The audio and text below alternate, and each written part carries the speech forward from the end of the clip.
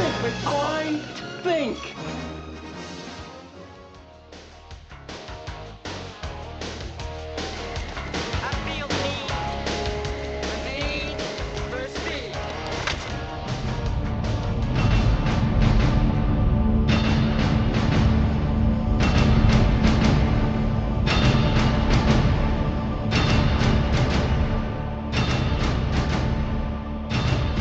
Okay, boys, this is the big one. We have Aliens, we have Empire, and we have Gremlins 2, the new batch. But before we get to that, how does the Terminator lose weight? By counting calories. Dearie me. Guys, how's it going? It was all right until you said that joke. Yeah, sorry about that. That was the most polite one I could say. It was terrible. Should have stuck with the original one, mate. Jeez. No, God, yeah, potentially. I mean, this is for me. This is probably one of the biggest films I think we've done. Terminator 2, Judgment Day, 1991. I know it is. Do you think it is the biggest one? We've done a few. One of the biggest ones. I mean, it's up there with your. It's like the Back to the Futures, your Aliens, your Star Wars, I think. And there's an argument that could be made is this one of the best movie sequels of all time? Definitely. Yep. I'd have to say so. I think it's up there with one of the best. Like what is the best? What do you think? Well, it's not John Wick 2, is it? Oh, it's got to be John Wick 2, isn't it, Stu? It's got to be John Wick 2. Shut up. Freaking John Wick. It's up there, isn't it? It's up there in the conversation, definitely. Yeah, you've got Aliens, because that was epic, but it was completely different to the first one. In the sense of it, there was a lot more action to it. But this one, it just continues the story, doesn't it? And it does it in such an epic way. Yes. So yeah, I think it's up there with one of the best sequels. Definitely. It is good. I mean, you got the Star Wars, you got Superman. But they're, as you say, the Aliens. They're all very, very good. Raiders of the Lost Ark, they're brilliant as well. I mean, you'd even go. I like Jaws 1 and 2, to be honest. I think they're both. I know it's virtually a copy, but just in a different part of the water. But yeah, I think expectation-wise, there was so much on this film, so much riding on it from how big the first one was, especially with the special effects as well. They pushed limits on the first one. So I think on the second one, the expectation of where they were going to go was incredible, really, wasn't it? Oh, definitely, and that shows in the amount of budget there was in this one compared to the first one. Yeah, it was absolutely enormous. I mean, a budget of 102 million, which is absolutely insane in 1991. Yeah, it was the most expensive film for quite a while, wasn't it? Until such things as Waterworld and other things like that popped along. So it was huge. Obviously, the franchise really kicked off after the first one and everything they did with it. And like you said, so they did it with such little money and so much effort to make something so good. James? No, sorry, I was scratching my beard. I had to do it with my other. No, because I've got my elbow really hurts. I so you're scratching your beard. Yeah, no, I had to scratch with the other hand, but the other hand is near. The other hand was obviously near the mic. Well, did you say you had sex with the other hand? No. For God's sake. No, I hurt my elbow. I've got like loads of liquid there. It really hurts when I press it, and it might be infected, so I might have to go to the hospital if I get a temperature and get it drained. You've been get my elbow drained. Yeah. No, I've not been skateboarding. I'm not that cool. I'm not like you two. I could not pull that shit off. I've never been skateboarding in my life, honestly. No?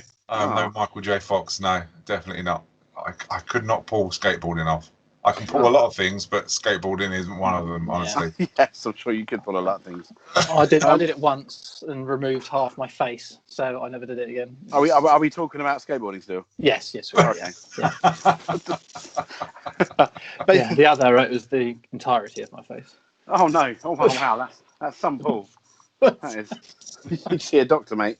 Oh come on, gosh. I was too embarrassed.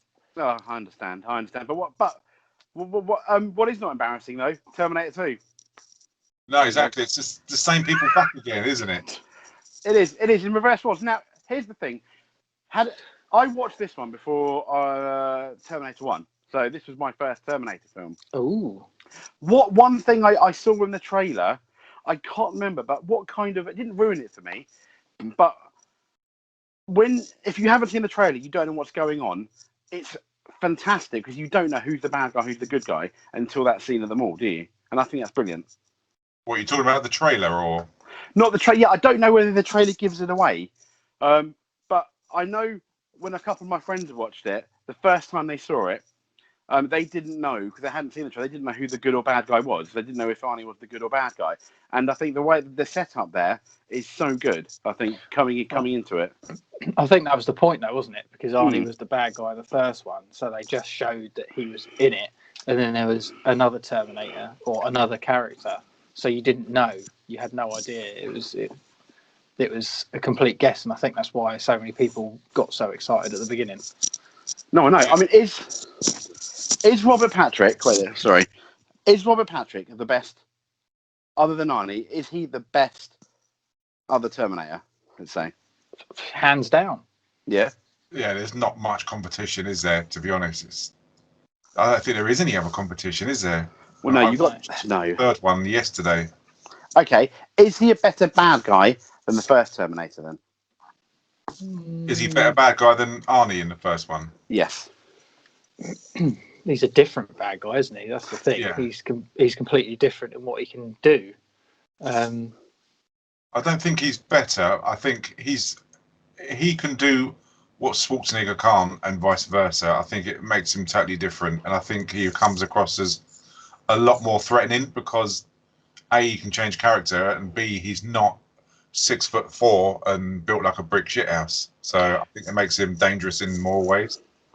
Yes, yeah. I mean, I loved. I mean, the difference between the two. I loved how when we first. I mean, when we first see them, I loved how they're so different. Like, Arnie's very similar to the T-800 from the first film,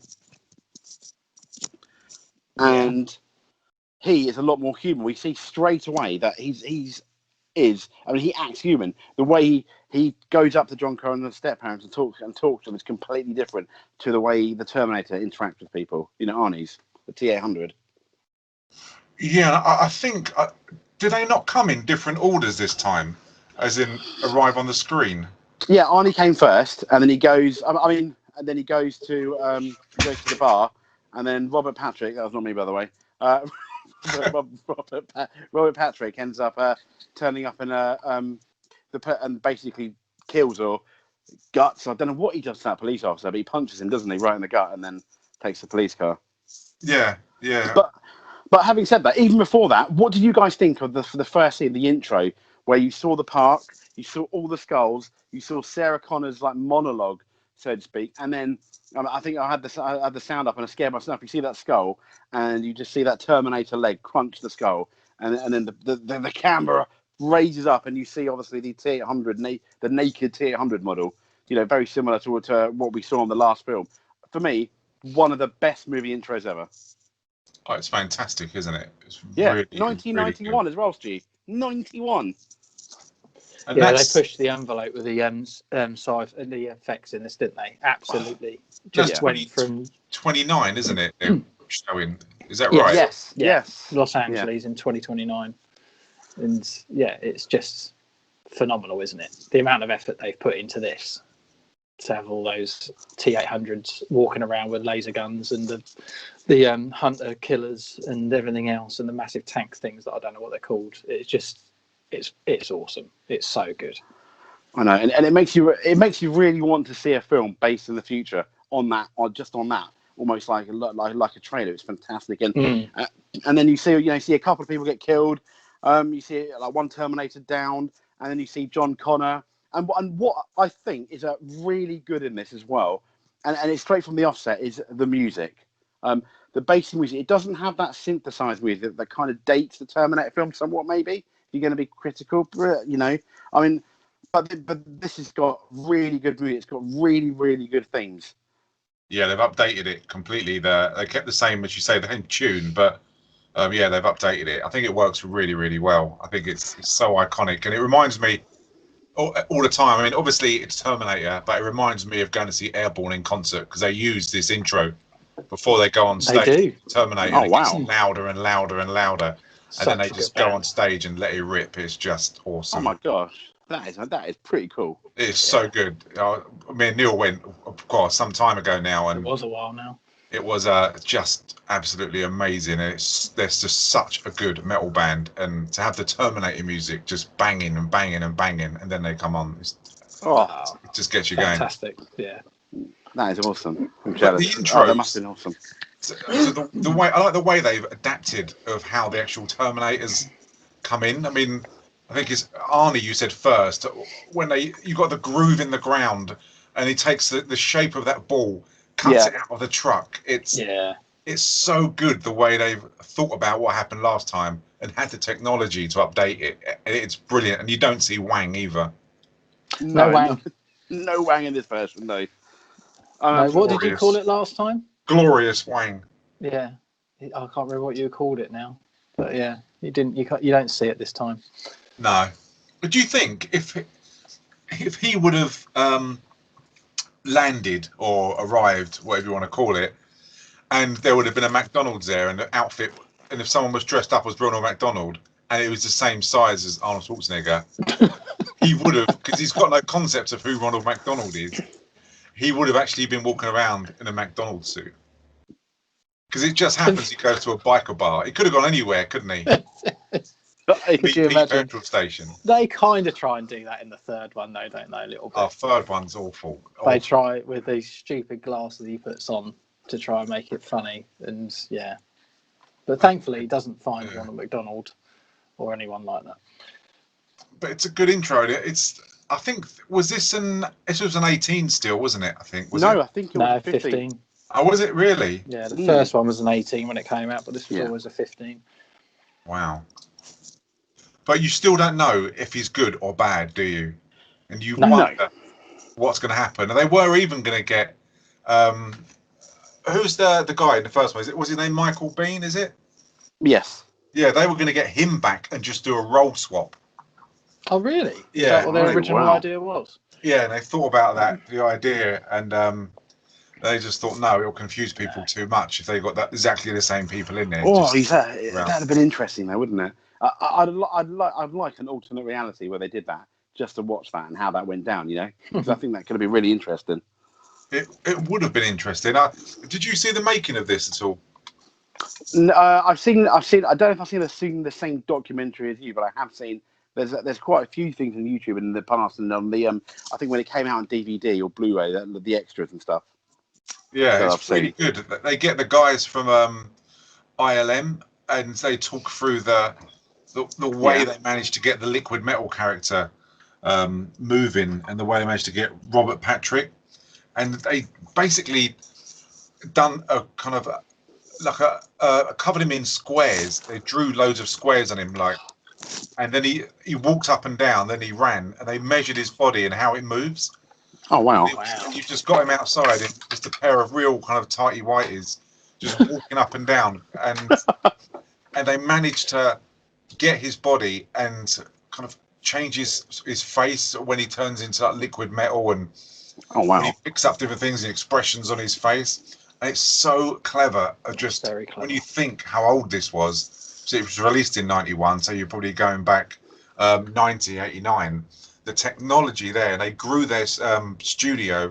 I think it was from 3 people. ILM ended up being 16 people. They brought just the best in, but they kept a lot of the same people. I think Stan Winston. I think he was on the first one. I think he led the crew in the second one for the T1000. But it was just brilliant, absolutely brilliant. Wow, it's well worth a watch if you can get it on. I'll send you the link on YouTube. Yeah, watch the other one. Amazing. Yeah, it's really, really good. So I mean, yeah, it's brilliant. I mean, we're introduced to both of them. Both of them are very different.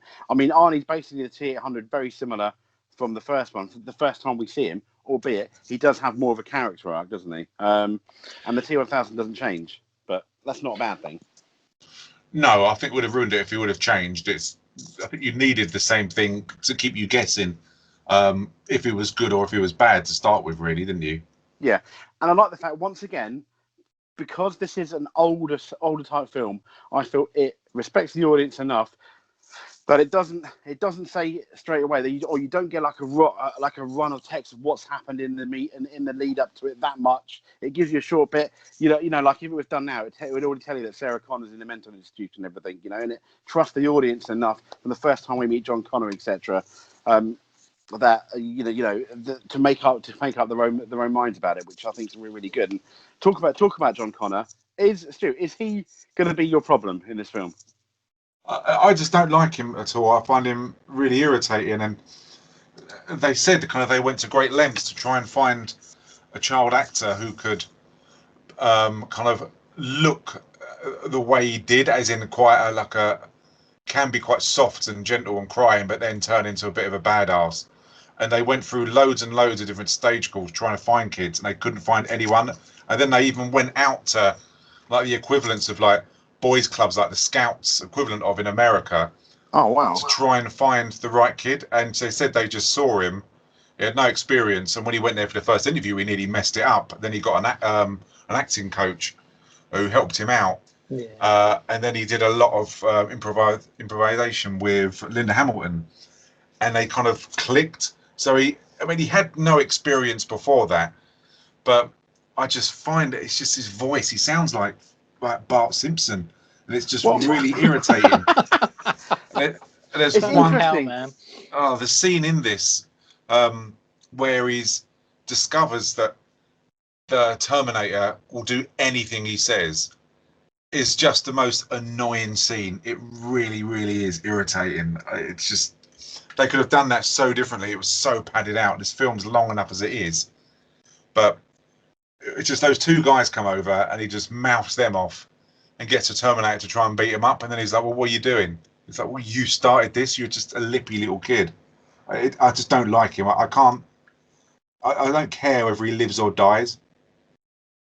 So he's just not a likable character. I can't be invested in him, really. Wow. That's strong. Yeah, I mean, in relation to his voice, I know most of his voice is dubbed in the actual film by Edward Furlong because he was going through that. His balls are dropping. Yeah, basically. His voice was breaking, so they had to redo it. Interestingly, I know for a fact one line that where it does have his real voice is when he's working on the car. I think when they're in Mexico or on the border with Terminator, he's underneath the car and he's talking about why humans cry. Yeah. Yeah, that is his. That's one of the few places where I do believe his real voice is actually kept, where it's not dubbed over, because it makes him sound a bit more innocent and young, I think, was Cameron's idea. But yeah. Yeah, I mean, it's nothing against him. As I say, he didn't have any acting experience. He's just a character who I don't find particularly likable. Is he more likable than Short Round from Temple of Doom? No, he's very similar, to be honest. There's not a lot of difference. Oh, wow. It really isn't. And it's not. Neil, what do you think? Oh. I know how much you hate Short Round. That kid out of Temple. No. I can't stand it. I can't stand squeaky things like that. No. What do you think, Neil, about Edward Furlong? I liked him, to be honest. Yeah. I think me and Stu are going to be quite different with this. I'd never seen him anything before, and obviously because he hasn't been, and I've not seen him in anything since. I think he did leave acting for a while to join a band or something, or make a band, and I had a look, and he's done a few things, but nothing major since. But, no, I think the best film he's been in, I think, is Detroit Rock City. I think where him and a group of friends are trying to go to a Kiss concert, which is quite fun. It's like a nice film. But yeah, you're right. There's nothing nowhere near as big as this, is there? No, definitely not. But I like this film a lot from start to end. I think the only issue I've got in it is sort of the timeline, with the fact that he hadn't been born in 1984 and now we're in 1991, and he looks like a teenager. Doesn't really add up. Point. It doesn't add up at all. Every time I say it, it's like, it just isn't believable. Isn't he meant to be 13 in this? 10, I think. When I was watching the documentary, Cameron said that he thought he was going to be 10, but then he rides around on a motorbike, so that doesn't make sense either. So he has to be a teenager. He does, but then 13, I think. Yeah. So Doesn't look 13 though. Even when because I watched a bit of the documentary with Cameron, or one of them, and he said about him being a 10-year-old boy, and it's like, well, you can't even get the continuity right when you're trying to explain the film. As amazing as it is, they've completely fucked it up in the sense of that, because in those 7 years he's not going to be that big, is he? It's just as simple as that. But other than that, I understand what Stu says about that scene with him mugging off those two blokes, but I took it as he's just a very confused kid. He's finding out all these different things, and he's had a shit upbringing. He's a bit of a prick, but he's had a hard time. His dad's dead. He never knew him. His mum's in a mental hospital, and he's living with a couple of people that are foster carers that he doesn't really give a shit about. And he's been dragged all over the place to Mexico and that. And I think it's just the story with him is him growing up as a person, and you see that throughout the film. So I quite like his character and how they've done it. Yeah, I like the arc from him starting off a little brat. He's got step parents that's questionable whether they really care about him or not. Yeah. And he goes off. He basically sticks two fingers up at them and goes off and kind of does what he wants. And then he's completely different once we get to the last scene, isn't he? So. Yeah, that's how I see it. But I can see how Stu doesn't like children, so I completely get it. If I say I like children, I'm going to be accused of being something now, so I really can't bring it up. Yeah. Checkmate. Yeah, pretty much so. I like his mate with the mullet. I think his haircut's fantastic. Oh gosh, yeah, that is, isn't it? They end up going to the mall, don't they?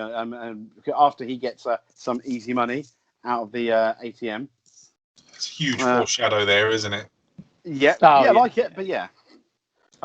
Huge foreshadowing, and then we've got obviously after the Terminator, the T-1000 goes to his home address. What I do like is the parents talk to him, and he goes, "Oh, some other guy, some biker guy in leathers, really big guy, came along." And he says, and he's basically, "Oh, I wouldn't worry about him." And even at this point, you think Robert Patrick could be the good guy if you haven't seen it before, Well, originally, I thought they were working together. The premise was that they'd sent two back. Ah, that's interesting. Why did they only send one back? Why don't they send 3 bad ones back if they know one good one's being sent back? Maybe it takes so much energy because it's a time machine. It's so hard to do that you can only do one at a time, and both factions have now a way of sending someone back in time, and because it takes so much to do it, or maybe I don't know. Yeah, it's not explained, is it? No, I can remember. You do get Dr. Silberman back though, don't you? And he's such a slimy character. He's awful character. Yeah, we don't like him, do we? We don't like him at all. No, and the first time we see Dr. Silverman's down at the is obviously the mental hospital when he's interviewing Sarah Connor, and Sarah Connor wants to be back to the low security prison, so she can escape. Yeah. Yeah, and he doesn't. It's quite clear the two have history because she mentions when she's working out in a room that obviously how's your leg or whatever. What Sarah Connor? I tell you what, she has changed so much, even in her face. Yes, you can tell it's the same person, but I thought it's almost like a different actress for me. She looks a lot different compared to the way she looks in Terminator. I don't know why though. I don't know whether it's any surgery. I don't think it is, but for me, she looked completely so different. And it's really only when you put the two together, for me, that it's definitely the same actress. I know it is. I don't know. Did you two get any of that? I just thought she looked so different. She went on a fitness regime for 6 months, didn't she? And lost so much weight. And she did, 6 weeks with an Egyptian special forces guy to do weapons training. So she really kind of immersed herself into this character. So she looks completely ripped. Really, really does. Oh yeah, there's that scene when she's wearing a tank top, not tank top, like a t-shirt, and oh my god, yeah, I mean they're not massive, but she's so defined, isn't she, with her muscles and everything. Did you get I don't know if there's kind of different cuts to this film. Did yours have the Carl Reese scene in? The one I watched recently, no, but yes, I have watched both. The one I watched yesterday, the most recent one was no, it was the main theatrical release. But yeah, Carl Reese, he visits her, doesn't he? And kind of like warns her about everything. What did yours have, Neil? Did you have the Carl? Yeah, I've got the director's cut, and it's when they've drugged her, isn't it, in the hospital, and she's she's obviously having this episode on the drugs, dreaming about her husband, or not husband, sorry, the father of her child. So the question does that build up to the playground, isn't it? For the not quite the scene of the nuclear yet, but it's the build up to that, isn't it? Yeah. Did it make it a better film, having that scene in or out? No, it's padded. Didn't need it whatsoever. No, but that's the thing, isn't it? The director's cuts and stuff, it's like Lord of the Rings. It's already 3 hours, but they can make it 4 hours because people want to watch more content. It doesn't make it any better. It's just for people that love more story. There is that one scene that I genuinely do think make it a better film. Talking about the director's cut, is the scene where instead of saying "I'm a learning computer" or whatever he likes to say, is when they turn it to they had to access something in the Terminator's chip to turn it for him to learn because he can't at the moment. Good. For me, that scene did trump the scene we got in theatrical, albeit that was longer because then you had she's working in front of a mirror. That ended up being Sarah's twin. The way they did it was really, really good, and because it showed the hatred she had for the Terminator, even though this guy's already saved her life and her child's life. Yeah, she goes to smash the chip, doesn't she? After she removes it, because they have to remove the chip to put it back in, so they can start feeling empathy. That's it, and stuff like that. Is that what they were doing? I never knew why they actually did that. Even when I've watched it a few times, I couldn't understand what they were trying to do. Yeah, because he's a learning computer, but he can't figure out, what human emotions are. So he says, take it out and reset it, and I should be able to sort of become more human.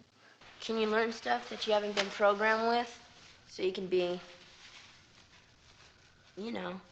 more human and not such a dork all the time? The CPU is a neural net processor, a learning computer, but Skynet presets the switch to read only when we are sent out alone. Doesn't want you to do too much thinking, huh? No. So that's why they do it. And then obviously she has a moment where she's like, I'm going to smash it. And John stops her because they need him. And she agrees to sort of do it. So that's why they were doing it. I never knew that. I didn't know why they were taking it out. It was quite interesting then. That was... Do you think Silberman would have ever let her out of the hospital? No chance. He likes to study her too much, and he knows how dangerous she is, because he's already broken his arm once and all sorts of stuff. Like he said, there's no way. He's just going through it, isn't he? And because the speech he gives and everything like that, you get the impression that she's kind of his pride and joy, as he can show off to everyone of look who he's got, and he's got no intention, and I think he likes the beta just to pretend he's going to let her go, and he doesn't. But I think what he says is, with the smile on his face, he's a horrid person. Let's go back to what you were saying about those Terminator machines. Now you think they don't exist. They don't exist. I know that now. But you've told me on many occasions about how you crushed one in a hydraulic press. So what do you think, Doctor? I have shown improvement, haven't I? Well, Sarah, here's the problem. I know how smart you are. And I think you're just telling me what I want to hear. I don't think you really believe what you're telling me today. I think if I put you in minimum security, you'll just try to escape again. Please. Please. He's in great danger. He's naked without me. If I could just make a phone call. Afraid not. Not for a while. I don't see any choice but to recommend to the review board that you stay here for another 6 months. He's Yes. this film's Dr. Sartain, Oh yes. isn't he? He's obsessed with this premise that she and Kyle have made up and everything else that's going on. And like you say, she's his prized possession, like a lab rat almost. He's probably making an absolute fortune in books and all sorts off it. Yeah, probably. Nasty man. Before we get to the scene, though, before we get to that, what I think, I know we're dotting around it. For me, my best chase scene, albeit it doesn't look as epic in the whole of the film, though, is that first one where we've got the two Terminators. They meet for the first time. Interestingly, they don't say any words to each other at all throughout the whole film, do they? And they both meet at the mall. John Connor gets away on his moped, and then you've got obviously the T-1000 takes the truck, and then you've got that. For me, I think it's the best chase scene in the film because the music is amazing around it. You've got the two. You've got that really industrial music for the T-800, and then you've got that really not synthesized, but that I don't know, sense of doom music for the T-1000, and he's chasing him, and you got Arnie on the Harley with, let's be honest, the most fantastic way to reload, but it probably can't be for real, a shotgun. Yeah, he actually did that with a shotgun. They Yeah. practiced that to the extent that he was actually bleeding.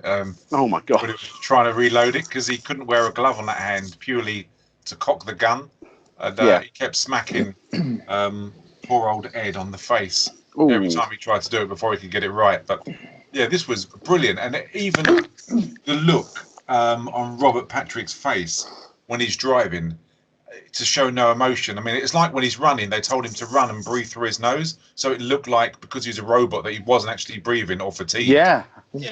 And it works so well. He's so good at being this T-1000. He is brilliant. And once again, massive props for the music. The minute he starts running, you get that drum beat started, and that the T-1000 music, that menacing music, and the second, and that run is probably second to only Tom Cruise in terms of intensity, Yeah, I think I don't know who's got the most famous run. I mean, we've spoken about this on many of films. Yeah. And I think we could have finally met Cruise's match with regards to someone running. I mean, if you ask people of certain ages about a famous run in a film, I think a lot of people may go to Robert Patrick, I know. It's so scary, though. I mean, we've seen how, at this point, we've seen this guy's pretty much indestructible. He's made a liquid metal or something like that. And he gets so close because, John Connor, he can't start the moped. Classic Hollywood. But once he starts it, you think, oh, he's all right now. And then suddenly you see how quick this Terminator is on his feet. And then obviously, as we said, he gets the truck, launches it. Interestingly, in the original version, as the truck, and you've probably seen this as well, guys. Oh no, when the truck first launched off the concrete, they had to do it without the windscreen when it landed. Oh really? Yeah, and they edited in the windscreen. They edited in the windscreen post production for, I think, the re-release of the DVD or the later release. Interestingly, and it's going along. It nearly gets John Connor a couple of times, doesn't it? And you're thinking, God, hurry up! Arnie comes, and when he comes off on the Harley Davidson, that slow mo. What a shot! I mean, that's one of the shots of the film for me. He lands and he basically just gets John Connor. You got the music playing. For me, I would love to see this, and Jaws and Star Wars. This is one of these films I'd love to see in the theatre with all the sounds. I mean, it's so intense for me, that this whole chase scene. Definitely. I'm just watching that scene right now, and there is a continuity error in it. It's quite funny. When the truck lands, both the windscreens fall out.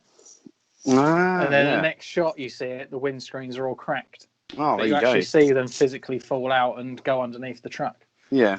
So okay. They didn't catch all of it. No.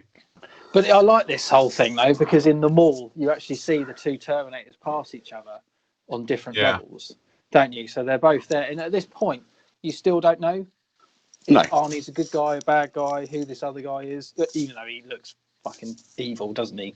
So you kind of know that he is a bad guy, but you don't know if they're working together or what it is. And it isn't until he starts running away from him, because he thinks he's a cop, He says, they "Get meet down." in the back things, and yeah, he shoots him and sort of, you know, then John just does one, and I don't blame him because I would have done the same. But no, the whole thing's brilliant, especially like you say, Arnie on the bike and stuff. But they actually had this whole thing. They had to divert the river that runs through that to get this scene done. Oh, really? Oh, really? Yeah. So the whole scene was done in this sort of, you know, whatever they do in America, like this man-made sort of way, and they had to divert it so they could do this scene. Oh, I didn't know that. No. Yeah. So it's a really good set to have such a chase, isn't it? It's such an iconic place anyway, but to have such a great chase on a motorbike and a truck, it's just absolutely insane. But yeah, and it kind of makes old fucking dickhead Furlong realise that his mum has been right all the time, and that one told her she was wrong, and he starts to feel bad for not believing her. And he shows a bit of a conscience, even so much so, and he rings his foster parents, which kind of leads to such a good scene, and I love it. I know it's just entertaining, as it's just because it's so amazing. The fact that he's there already, the T-1000 is, and when he spears the dad through the face, through that carton of milk, and the way he looks at his arm with that spike on, and it kind of turns into a liquid metal spear. Yeah. It's so good. It really is. And when you see the making of this, where her arm's down at her side, and there's someone holding that kind of silver spear. Oh, wow. And they kind of retract it themselves. It is just so good. And there'd been nothing like this. I know he obviously had the Abyss as where he got the idea and wanted to enhance it more. But the way she's talking on the phone, and you still don't realise until they kind of talk about the dog's name, and she gets it wrong, and that's when he says, look, they're basically dead. Yeah, calls it Wolfie, doesn't he? Yeah. Yeah, and he's there with that spear right in the guy's mouth. It's savage, but it's absolutely amazing. It's so good. She's also the actress out of Lethal Weapon 2 that dies on the when she jumps on the swimming pool, in the swimming pool. Oh, really? Yeah. She's part of the team, like his team that gets murdered. Oh, wow. Oh, I'd recognise that. Yeah, that's now where you know her from, yeah. God.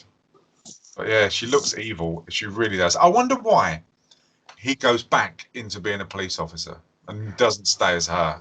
Yeah, covert, isn't it? You can get around as a copper, get into anywhere. But kind of he knows about law enforcement, whether it's kind of programmed into his software of who's who, you know. It's strange that he doesn't change into more people. I'm just looking at her. She's Vasquez out of Aliens as well. Oh, yeah. What?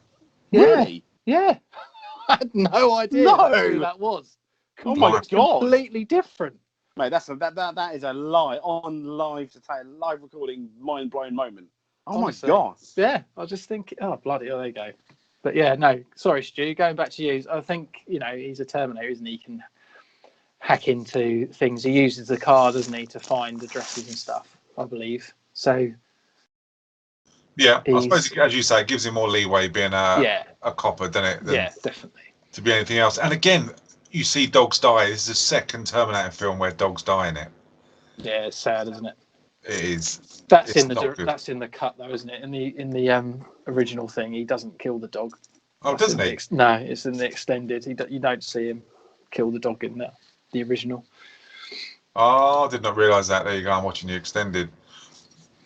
But when he goes through the bedroom and he's feeling everything, what do you think's happening there? Because I know in the third one, when you've got the Terminatrix, where she's virtually her own Wi-Fi, and she can do like DNA tests herself.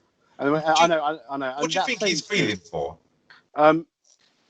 He's getting information. I think. Don't know how. Maybe it is fingerprints or DNA or something like that, or information about the room. It's the equivalent of him scanning, I guess. Yeah, because he's running his hands over everything, and I just would have liked a bit of a clue, as in, because you never get I don't think you get like a POV from him, but you obviously do from the Terminator. I think that would have been nice just to see. Yeah, we don't, do we? What he's doing. No, we never get what it looks like for him other than the Terminator. It would have been interesting to see like how upgraded it is or different or, yeah. Yeah. And then that would have been good. The police go and see Sarah in the mental hospital and show the photographs that there is obviously Arnold's back, and they go back to, which is quite a nice touch. They go back to the original one and say that he killed 17 or 14 officers? It is a large number, yeah. Yeah. Yeah. So, but she's obviously faking it and does the old classic nicking a paperclip trick. Yeah, good on her. Always a wily works. Character. Oh God, yeah.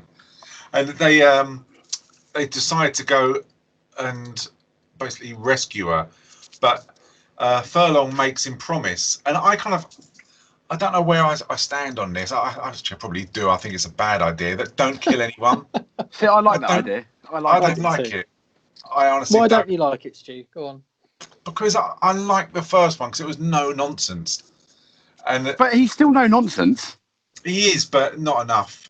Well, yeah, but because I think you get that almost. It's comical, I think, in a way, but it's not. Maybe it's not meant to be. When they put it to the security guy gets out. John Connor goes no, and he just shoots the guy with the gun. And he goes, "He'll live," and then gets back in the car, which I find fucking hilarious. Yeah, it was good. It shows the humanity side of it, doesn't it? Yeah. Because if he just goes around and kills everyone, he's John's being no worse than a Terminator, just killing anyone that's in his way to get what he wants. Yeah, and then we get that. Yeah, you're right, Neil. And then we get that really good payoff towards the end of the film when he shoots all the police officers but doesn't, and there's 0.0 casualties at all. No one actually gets shot at all. You know, he's teaching him or showing the meaning of life, isn't it? The fact that we can't just go around killing each other. I mean, at this rate, I think Stu's being so negative. I think we need to shut him down and change his chip to a learning computer. This way, Neil. Quick, yeah. Remove the skin off his scalp and remove his chip. Twist it. Twist it. Yeah, absolutely. You cheeky kids. People don't get their comeuppance. Like, it annoys me that the two perverted hospital wardens don't get their comeuppance. He does. He does. Sarah kicks his ass. She smacks him with the mop handle, doesn't she? And she fucks him up. Yeah, and rightly so. A Kill Bill style kill of the same kind of thing, because the way the warden is like in Kill Bill, that you kind of think this guy's probably, I don't know, it's raped her or done whatever. You know, he's a sick man, and I like people like that getting their comeuppance. I know he gets stuck a bat around his head, but it's not enough. No. Yeah, well, I don't know, mate. It did look pretty bad though. She smacks him, and the whole screen goes white, doesn't it? As if I remember at the point. It does look painful. Definitely, and I think you're right, Stu, that it would have been nice if she just, stabbed him through the eye or something like that. But it's true, isn't it? Because unfortunately, there are people out there that will do that to people, that aren't well and can't do anything, and even if they did say anything, they just say, "Well, you're lying anyway." Yeah. So I do agree, but he doesn't get away with it scot-free. Let's say that. But. No, totally, and I think when I first watched this, one of the most memorable things that was when you've got one of the security guards there who's like the twin from Gremlins, and you then get Robert Patrick come off the check floor. Oh, it's so good, isn't it? Oh, yeah. It's just visually amazing the way he comes and the way they get the floor, and it all lifts up and it kind of wraps around his body. And it's just incredible. It's like a massive cape that's over him. It's so clever. And then the security guard looks at his drink and says, "That must be my lucky day." And then again, he gets a spike through his eye. I know. He may as well say, "I'm retiring tomorrow." Yeah. Oh, it's my last day on the job. Yeah. But I do get what you mean. It's quite gruesome, isn't it? It's quite gruesome when he puts him through the eye and you just see him there jiggling. Because I know you've got him killing everyone left, right, and centre, and I know you've got Arnie not killing everyone, which does go to show the huge difference in how they are. Yeah. But it's just I don't know. I think I love the first one because it was just no nonsense violence, and bit of escapism, and I really enjoyed that. But I mean, it doesn't take the shine off just how amazing this film is. Don't get me wrong. I know it sounds like I'm being incredibly negative, but it's just what I like. Not you, Stu. Not at all. No, well, yeah. I mean, I guess the film is called The Terminator, so he's got a point, maybe. Oh yes, but yeah. it's still got one that's going around killing everyone. It's just, Arnie is the Kyle Reese of this film. He's just a Terminator, but he has been programmed by John Connor to come back to save John Connor. So he's like a retired Terminator then, an ex-Terminator. He's been captured, hasn't he? The whole premise is that he's been captured by the Resistance from Cyberdyne and reprogrammed to be good, to follow John Connor's orders. Yeah. So if he just sent one back that was just going to kill everyone, which it's you're just doing exactly the same thing, aren't you? You could accidentally kill someone that did something else that caused them to be where they are in the future. But he refers to himself as a Terminator is interesting, because everyone else calls them Terminators, and for him to says, "Well, I'm a Terminator. That's what I do." Yeah. I found that quite interesting because you never really hear that. No, because in the first film, the Terminator had no one to interact with, did we? And now we learn quite through Arnie and the conversations that he has with John and Sarah. We learn quite a lot about the Terminator, more than we, obviously knew about the second one. Yeah, you're right. Yeah. But the breakout's really good. I like the fact that Silberman clearly gets his arm broken. Yeah. And she's got that syringe up to his throat. And it's a really good way of escaping. It's a really believable way. She's trained, you find out, even from John earlier saying I was brought up with all these gun fanatics and survival fanatics and experts, and taught my mum how to survive. So I like the fact and it's the same with the first one. Every time you got the car chase, they kind of told you the story really fast. And again, they do it here already. So you're already up to date that she can survive, and she's been taught special weapons and combat skills. So it speeds it along, and it's good that Silverman does get his comeuppance, because that must have been so painful to get smashed with a baton on the forearm like that. Oh, yeah, definitely. And then when she's filling that syringe full of it looks like bleach or whatever, and then she's actually got it in his neck. That does look quite painful, doesn't it? Yeah, and walking him around the hospital to try and get out, it is brilliant. She nearly does it. Had it not been for that guard that pulls off that, albeit, I get it, a bit risky though. That risky move and grabs her from behind, doesn't he? Yeah. Yeah. Oh yeah, he does, and it's really good. And the reaction from her is amazing when she's running away and the lift door opens, and it's obviously the good Terminator. She actually freezes and just falls on the floor. It's the fright, the horror is so realistic. It's brilliant. Her world comes to an end, kind of thing, doesn't it? I think in that moment initially. Definitely, because she just sees what she was running from all those years ago. Just petrified, because she, like I say, no one knows. Well, obviously John does now, but she has no fucking idea. She just thinks, shit, they've just sent him back again. Yeah. And there's no expression on his face when he gets out of the lift. No. He doesn't say a word. He just stares at her, which makes it even worse, which makes her guess. But thankfully, he's on her side, especially when there's 4 or 5 guards on top of her trying to take her out. That he just makes kind of easy work of them, which is great. Walls, window. The one that breaks his glasses, and he looks at. It's the first time he kind of looks maybe moderately upset. Yeah, she smacks him, doesn't she, in the face, and he just looks at her like, "You fucking broke my glasses. What the fuck do you think you're doing?" Yeah, I know. Pushes her halfway down the alley, down the hall. Yeah, you get a bit of bloke that goes through that door though and lands. That's got. That does look painful, doesn't it? It does. Even he says to her the famous line, doesn't he? Come with me if you want to live. It's okay, Mom. He's here to help. Yeah. Which is a really, really good callback. I know. And then everything seems to be going well for them.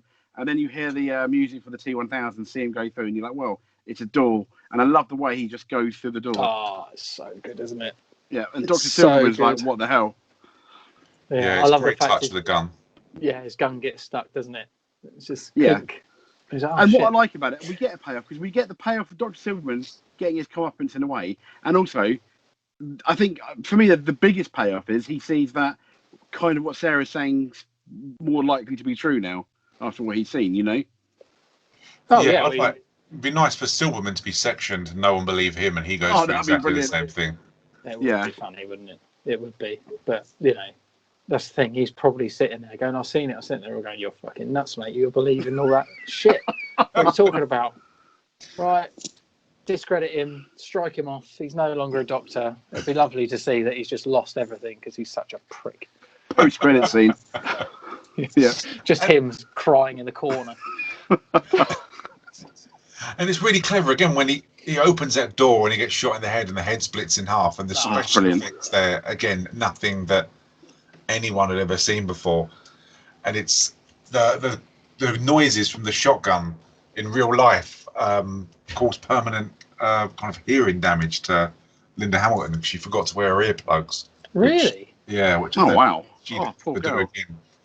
But what I liked was they showed you, because especially at the end of it when he gets shot a lot of the time, when like Robert Patrick gets shot, was obviously you got those blood bags that split up, that they had kind of the equivalent of silver foil which exploded and kind of opened up like the marks he actually does get on his suit when he does get shot. Yeah.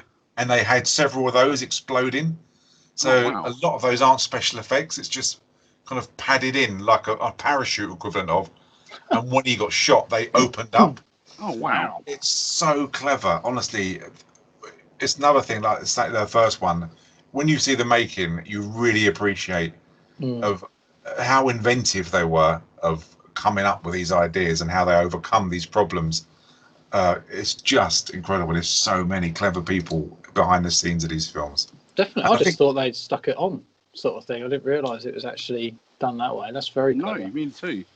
Yeah, it's really good. And I think this film was it the first one or was it this one that won Oscars, didn't it? The special effects. Oh, I don't know. I mean, both of them definitely should have done, but I don't know who won. One of them did, but I can't remember because he tried to get Linda Hamilton I think an Oscar for Best Supporting Actress for the first one, but that didn't happen. And I think it must have been this one did win awards just for the special effects alone, which obviously it does deserve because it went strides ahead of anything else. It's really, really clever. But what do you think of the scene afterwards? They obviously escape from the hospital and they get in the police car, and then they're kind of chased by Robert Patrick. Again, I like his running style. It's just something good. It's just bizarre to look at, and apparently it's because he had an old injury, and that's what gives him that running style. Oh, really? Right. Yeah, but it's just so good, and it must have been so difficult to do that and just breathe out of your nose. Oh yeah, it must have taken a lot of training for him to be able to do that, because it's just full pelt as well, isn't it? Absolutely full pelt. I mean, mate, I mean, I'm so unfit now. I breathe out my mouth and nose when I'm going up the bloody stairs. So, I mean, fair play to Robert Patrick. And your ass. Yeah, pretty much. Yeah, that would explain that weird running style, because I thought it was obviously on purpose, but for a different reason from what I originally thought. And yeah, that does really make him more menacing. Gee, that's quite interesting. Superb. Yeah, and the use of those claws when he climbs up the back of the car. It's absolutely brilliant. It's interesting that he doesn't kind of change like into because obviously what's his name, the Furlong, I think throws one of them off. Yeah, it's kind of anything that he comes into contact with he can change into. Why he didn't change into Furlong at some point, because obviously he's come into contact with him, be it just the end of the hook. Oh, it can only change things. When Arnie says to him, it can't do complex machines, they got moving parts like bombs, it's got chemicals in. He said it can only change into things of equal size. And Edward Furlong's too short, maybe. I don't know. Yeah, possibly. That would make sense then, wouldn't it? Why he doesn't change into any of the kids. So, good shout. You've answered that. That's there we go. But yeah, that's a really good police, that initial chase when he's smacking the vehicle, and the way the Terminator quite casually almost shoots it off, and you've got that creepy, that his claw still left there. And then we get the scene where they're sewing up Linda Hamilton, Sarah Connor, and this is where it's different. The theatrical trailer says he's a learning computer, and then we've gone back to that extra scene which I think you guys saw most recently, where she's about to smash the chip, isn't she? Again. So that's not in the theatrical one then? No, the theatrical one. They're doing Sarah's basically, they're stitching her up, and he says he's a learning computer. He learns as he goes along. Right. But whereas he cannot learn in the director's cut until they change that, turn the chip or reset the chip, as Neil says.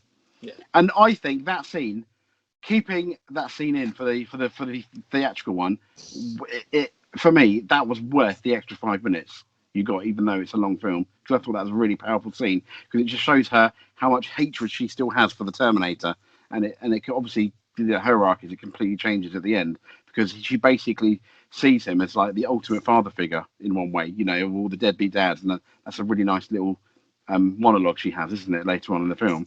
Yeah, she clearly, like in the car on the journey to that place, she even has a go at John Connor for the rest in the first place. What could have happened? Which is, I know, kind of, I've given him a lot of shit, but he's kind of gone on out of his way to rescue her, put his life in danger, and he just gets so much abuse back. And there's no thanks whatsoever. And that's even when Schwarzenegger's like says, "Oh, water is leaking from your eyes. Why?" Yeah, a bit of a short circuit moment, isn't it? You think Number 5 is alive. Yeah. You feel sorry for him, really, for going all that extra mile and getting no thanks. Yeah, his only actual family, and she's more interested in his future than how he is right now. I mean, you can see how fucked up he must be. Could you imagine being brought up like that? You've got no chance, have you? You're being told that you're some massive military leader in something that you could never imagine ever happening. And your dad was sent from the future and chased down by a fucking robot and all this sort of shit. And you've been around training camps and gun nuts. It's just, I mean, no wonder he's a bit of a dickhead. Yeah. Yeah, he's completely messed up, which is a real shame. So they only change that chip so he can learn. That is purely the only reason. Is that right? Yes. Okay. Just, I really missed that point of why they were trying to do that. I didn't know whether they were trying to examine the chip for some particular reason to gain some knowledge. I didn't know they were just trying to reset him so he could actually, learn to be more human. Change it with a Scottish accent or something like that. Yeah, that'd been funny, wouldn't it? What would they turn the chip? Have, do Scotty from the fucking Star Trek or whatever. I attempted and then realised I'd failed that already.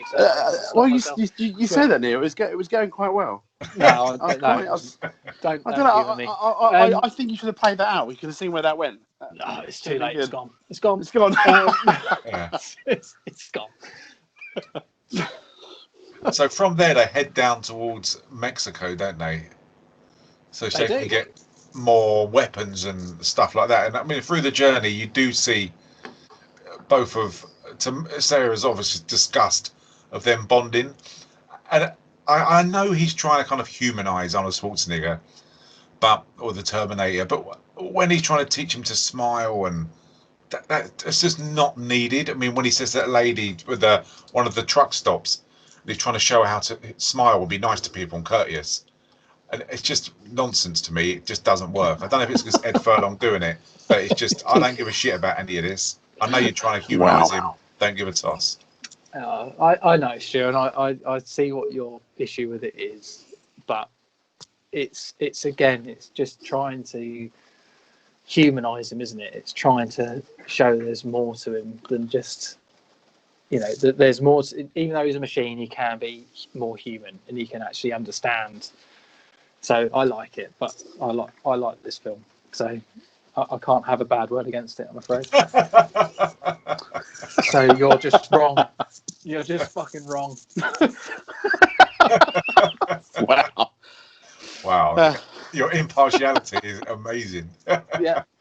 Sorry, but no. So What do you think of Joe Morton, who plays Miles Dyson? I think he's a really interesting character. Very good actor, isn't he? Yeah, he's a brilliant actor. I'm surprised. I may have seen him in other things and just not realised, but I think he was so good. I wish they would have done more with him, you know, just have shown what he was going to do, how he was working on this, chip they found in the you original. guys did see that though, didn't you? You saw more than I did. People were on the theatrical trailer because he's working on it, and he's got the big version of the chip next to him, and he's kind of got this breakthrough. And before that, you see like the arm from the first Terminator film and the broken chip. Yeah, I thought it was just that side of it was, because it's so important. It's obviously how Cyberdyne started and how everything was kind of created. I would have liked to have spent a bit more time on this than on the Ed Furlong being on the screen. Child hate. Yeah. I think they portray it fairly well. But I'm not letting you do it, Stu. I'm not letting you. No. I won't stop. No, I'm like the Terminator. Ever. I will not stop ever. Yeah. To get you to like this film. No, it's like, you know, we know how it is because Kyle Reese explained it all in the first one, the fact that it's Cyberdyne and stuff like that, and he does talk about it, and they aren't there yet, but he's talking about the fact that they found this and it's all a lie and it's been covered up and she was been telling the truth the whole time. So I think they, you know, we're obviously different on this, but I think they do right. Yeah, I know what you're fucking pretty doing. different, So, yeah. yeah. But I did like the bit when they were in Mexico and they were getting the weapons, and you did get that moment when they were going for the ammunition between John Connor and the Terminator, where they were kind of bonding and they were talking about guns, and you got more of an insight into, or it shows you why John Connor is so good, even at supposedly 13 years old, of handling weapons, of loading them and checking they're clean and stuff like that. So that explained that really well without lots and lots of story, which for me is just what you need. I want it to kind of flow. I want it to get to their next scene after this. So you want loads of information about the last bit, but not this bit. What's that? I'm just taking the piss, mate. I do like This bit's too short. That bit's too long. I like the scene when he's holding Jesse Ventura's Predator gun though. That was good. When he almost smiles, the Terminator. The minigun. Yeah. Yeah. It's a goddamn minigun. Yeah, that's good. That's good. And then we get the and then shortly after we get the one of the scariest dream sequences in all the cinema, I think.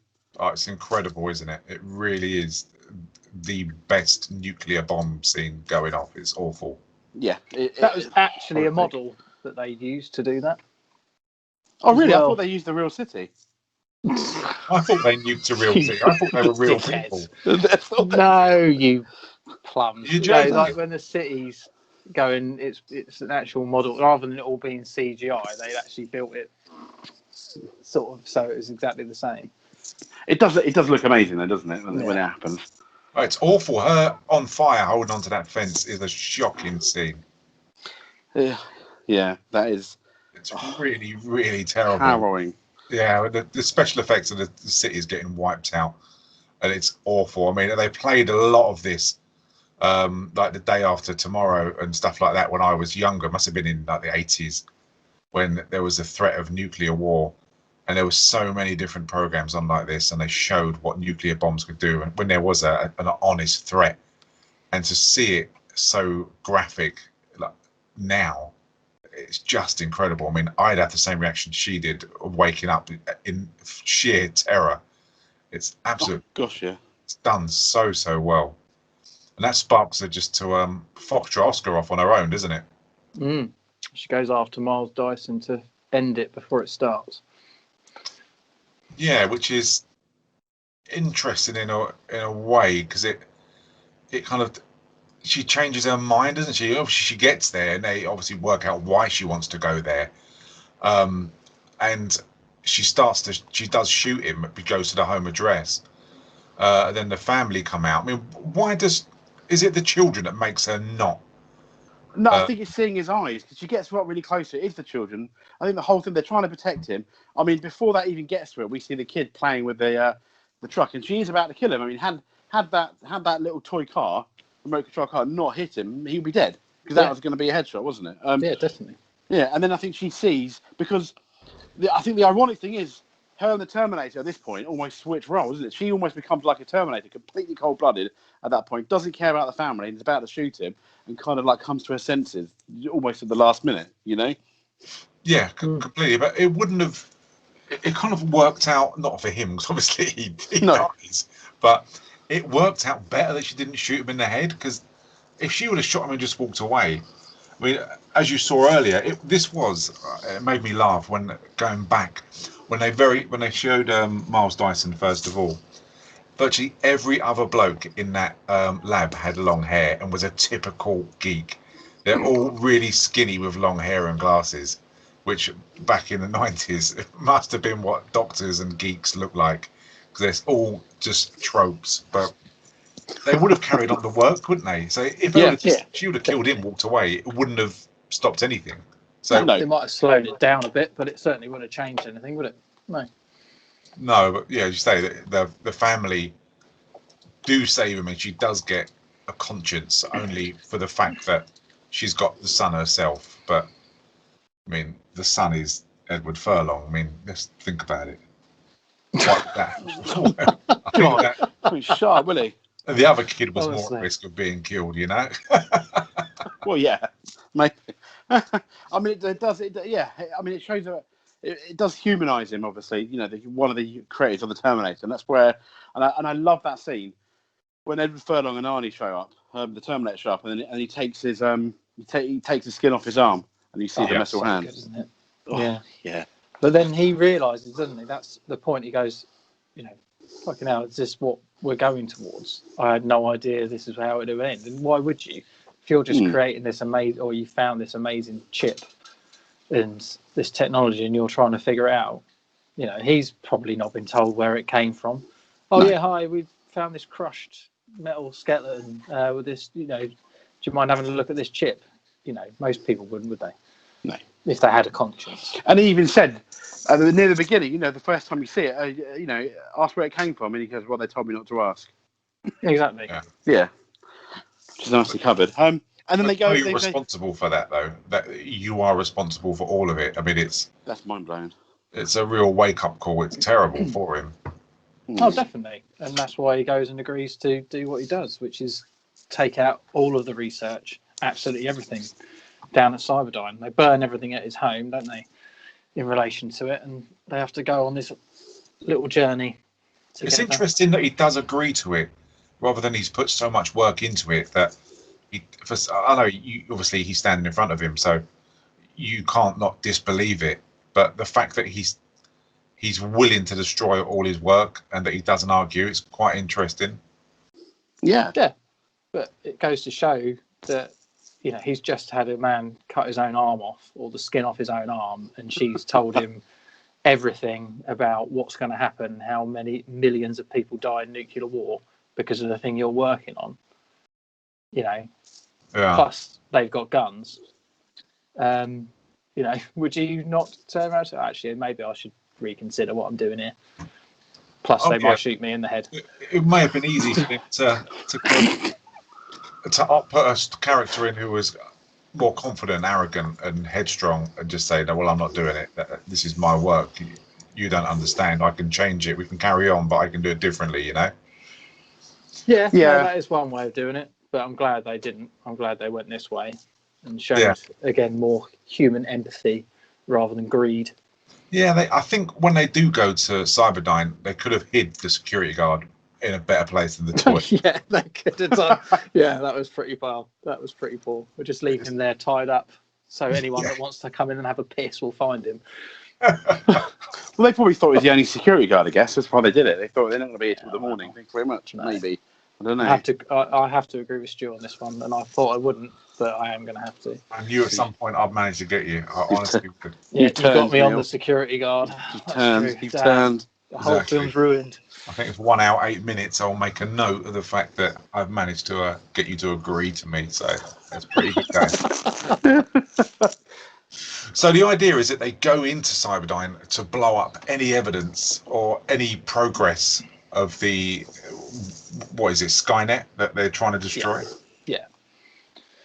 So That's ultimately what it turned into, isn't it? Is Skynet, and it becomes self-aware and then blows up, like launches nuclear missiles to all the major cities around the world.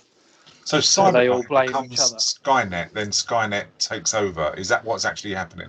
Yeah, Cyberdyne makes it, and then they name it Skynet, and then Skynet becomes self-aware, and then tries to kill all of humanity because it's the only threat towards it is humanity. So in order to do that, they launch loads of nukes towards Russia, knowing that Russia's going to counterattack, launching loads of nukes back. Right. Basically. Yeah, pretty much.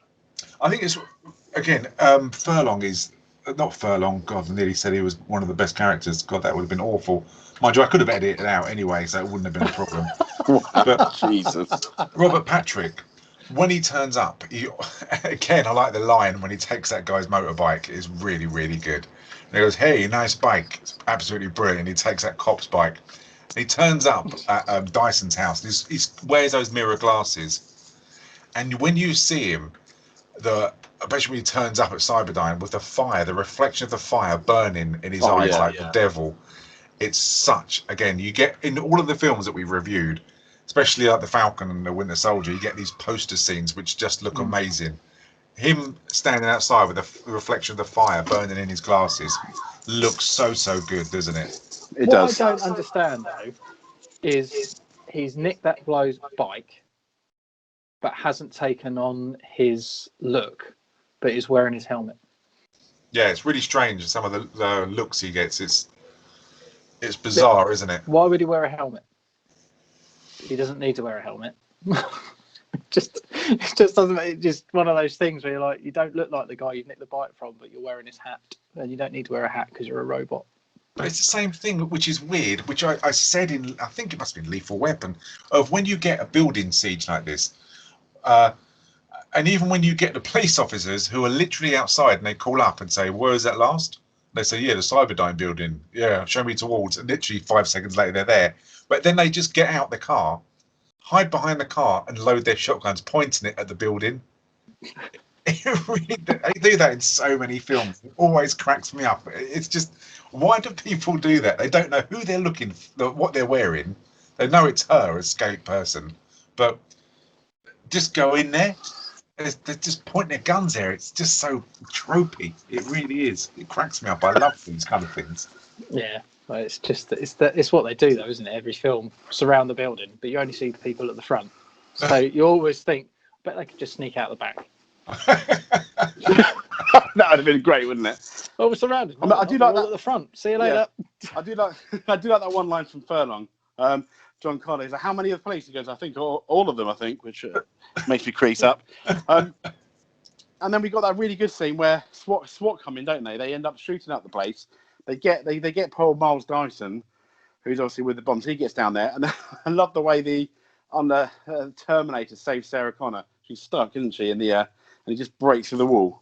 Yeah, where did they get the explosives that are rigged, kind of several barrels, and they've got like gasoline there and massive kegs of like explosives there?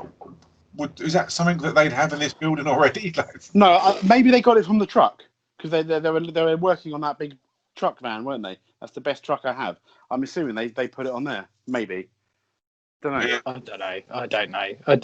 They might have taken the detonators with them, and potentially they've come across some chemicals that they can use. I don't know. You're right. Where do they get it from? Yeah, but it is good. And again, I know I was questioning it, but when Schwarzenegger comes to the window with that gun, which is a superb minigun, taking out those police cars, and it is nice to see the LAPD not get shot, because they are often cannon fodder in most films that that they make these days.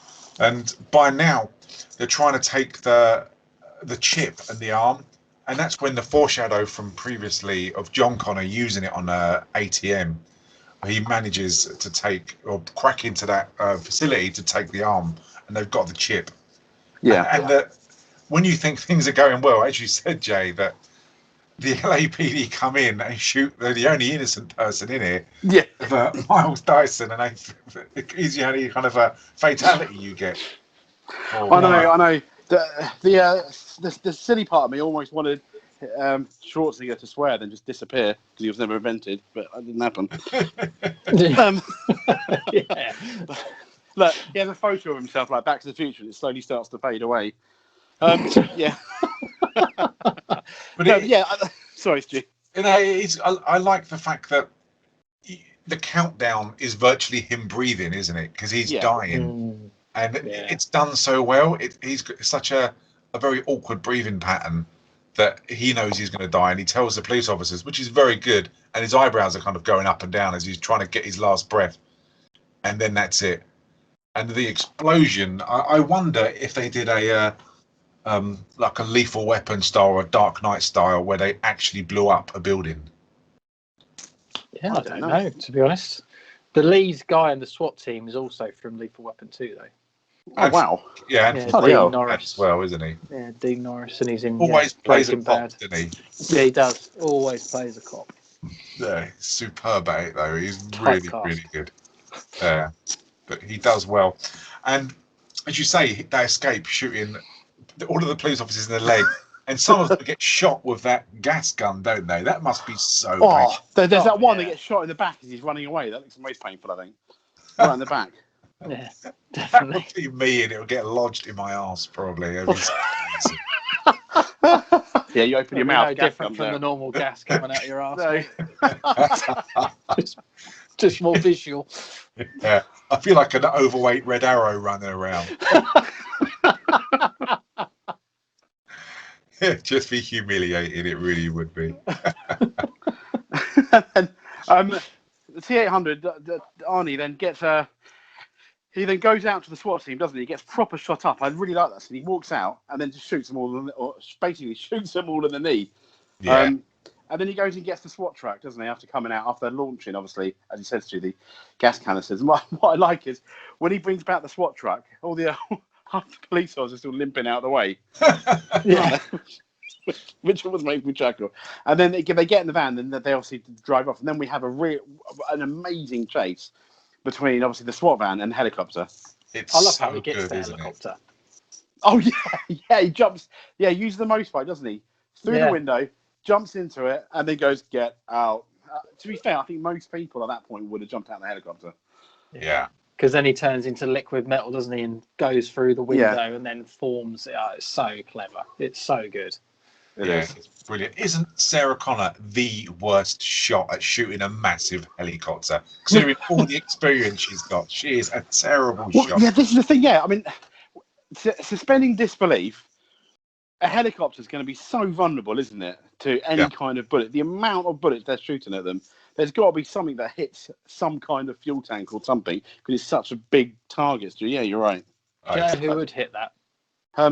Well, clearly Sarah Connor, but we have found the trainer of the stormtroopers, haven't we? Clearly. Oh my lord! But the good thing is that they actually flew that helicopter under these bridges. Yeah. And it's incredible. And the stunt car, the camera car following, refused to do it because it'd be too dangerous. So James Cameron himself filmed it of the following this helicopter, and it's absolutely an amazing stunt. It's so dangerous. It really is. And why didn't Arnold Schwarzenegger just slow the van down and smash into the helicopter first of all, rather than wait for a lengthy shootout where she's shooting everywhere? It's like Call of Duty again. Shoot a silhouette around the person, they do one-shot kill. That is it. I don't know. Maybe he wanted to give her 5 minutes of fame. I don't know. And you get another link here, don't you, to having just watched Terminator 3. The little minivan with the little hut on the back. That's kind of the same style they use in the third one, which is and actually sold those vans in a Terminator model to members of the public. How many they actually did sell in the end, I don't know, but They did sell them. And then Three. And then they get, thankfully, a liquid nitrogen van passing by. Not like an ice cream van, a liquid nitrogen van. Lorry happens to be driving down the road, which... See, you say that Robert now. Patrick. I wish it was an ice cream van that froze them, just like vanilla and strawberry and stuff. Neapolitan ice creams, eh, Yeah. Joe? Freezes him. A Neapolitan T1000. That would have been awesome. It would be covering chalk ices and that. Yeah. Great. I mean that scene's brilliant, isn't it? I mean, Terminator gets up. You have two members of the public that are quite nice, try and help him out. One of them gets killed, and just kills him, doesn't he? Straight out. Robert Patrick. That's why I never stop at accidents now in case they are Terminators and it's a trap. I never stop. You know what? I think that's right. Drive straight on by. Really? I mean, imagine like a multi-car pilot. Help me! And you're driving past and I go, no, you're Terminators. Carry on driving. That's good. You're not fooling me. Yeah. How lovely. I'm not stupid. I've seen Terminator 2. I'm not stupid. Yeah. Well, there we go. A life lesson, ladies and gentlemen. And then obviously we get the ultimately. I love the fact that the Terminator jumps and just shoots the hell out of him with a machine gun, isn't it? I think. Yeah. It is brilliant. Yeah, when Schwarzenegger climbs up to his cab and just pumps him full of bullets, it is so good. And again, when that massive truck tips on its side and he's riding on the side of that truck, it's such good. Visually, it looks brilliant. Mm. Oh no, it does, doesn't it? When he does the flip, like he gets thrown off it, doesn't he? Yeah. And he's wheeling through because they crash into that metal part, don't they? Where the ironmonger, not whatever it is, steel works. If I could actually speak. And this is where the film really kind of comes into its own with regard to the special effects, when the liquid nitrogen is everywhere and you've got the T-1000 trying to get out, still trying to kill John Connor and everyone else, and he starts to freeze and get stuck in like thick mud. And so good. It's just when his arm snaps off, the way he looks at his own arm in shock, trying to work out what's actually happening to him. I know, it's the first amazing. time we get, you're right, it's like the first time we get any real emotion from him, or isn't it? Which is good.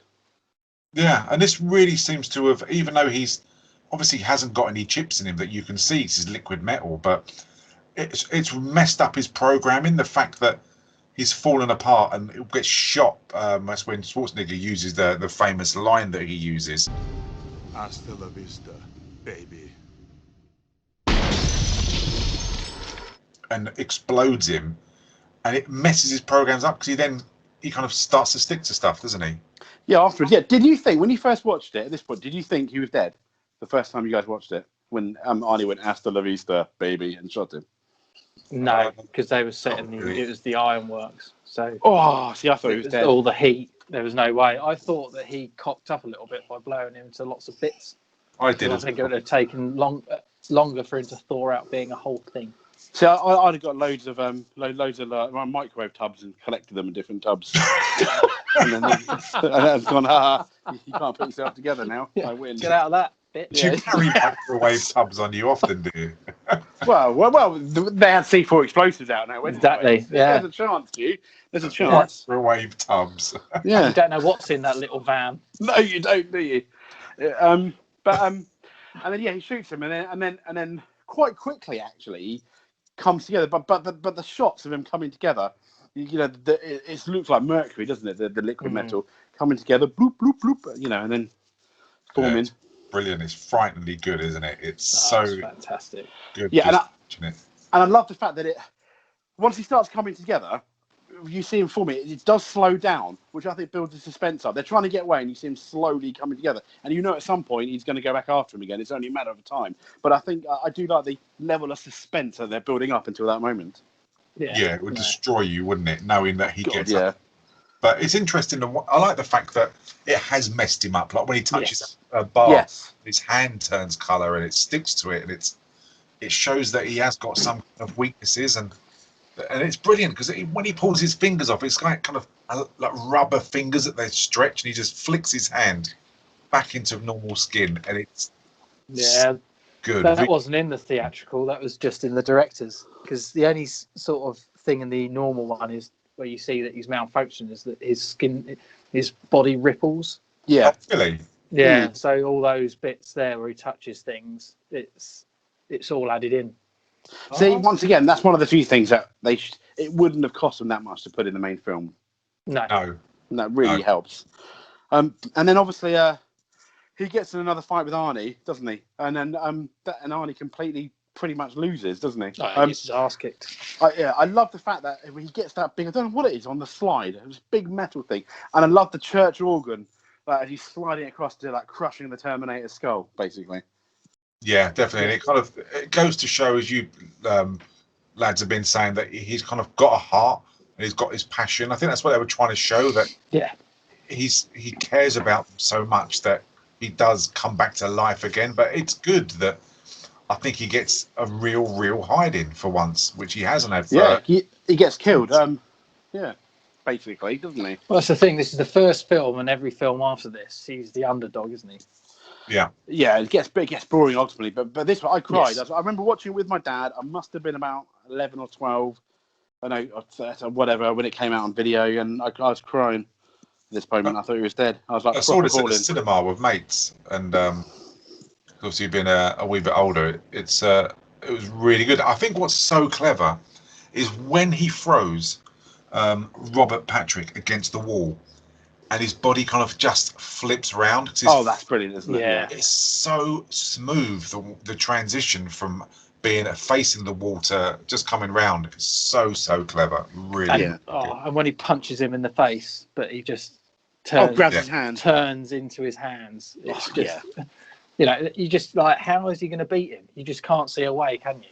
No. He's just like, whatever he does to him, every time he gets an upper hand, he's just fucked again. He cannot beat him.